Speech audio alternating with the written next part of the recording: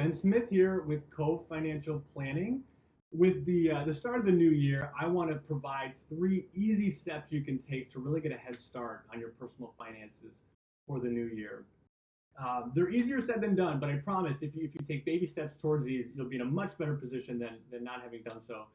Number one, look at your investment portfolio.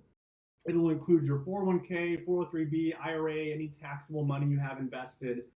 Look at where it's invested and consider rebalancing your portfolio if you need to. That simply means making sure it's aligned with your time horizon, your risk tolerance, your goals and objectives. So a quick example of that is if you're a growth investor, if you're like me, you're young, you've got time to grow your investments, you might have 90% of your portfolio in stocks or equities, kind of the growth driver of the portfolio.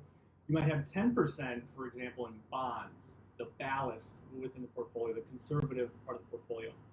So over time, stocks tend to outperform bonds. So what might happen is you'll end up with a portfolio that has much more in stocks than you actually need and that your risk actually tolerates. So all it means is just get back to 90-10 if that's in fact your target allocation.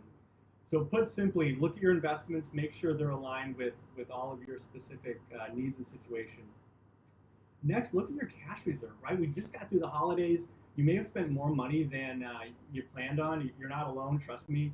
But it's a good time to look at what you have set aside in an emergency fund. And if you need to build that up based on what you need down the road, do that slowly if you have to, but make sure you're always aware of what your target is and whether you're on target or not. And so again, you want to have between 3 and 6 months of your living expenses set aside in some sort of cash reserve. So really good to start the year off, look at where you're at post holidays, and see where you need to go and make incremental changes from there. Finally, easier said than done, make a budget. It's a really good time to look back at your past expenses, particularly with gifts and things like that over holidays and New Year's.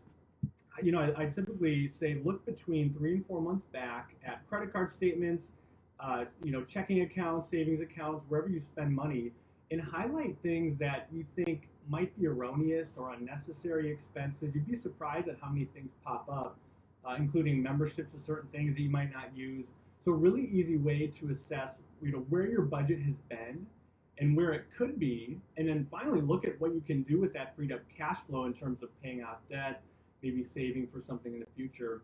If you have questions, reach out to me at ben@coveplanning.com.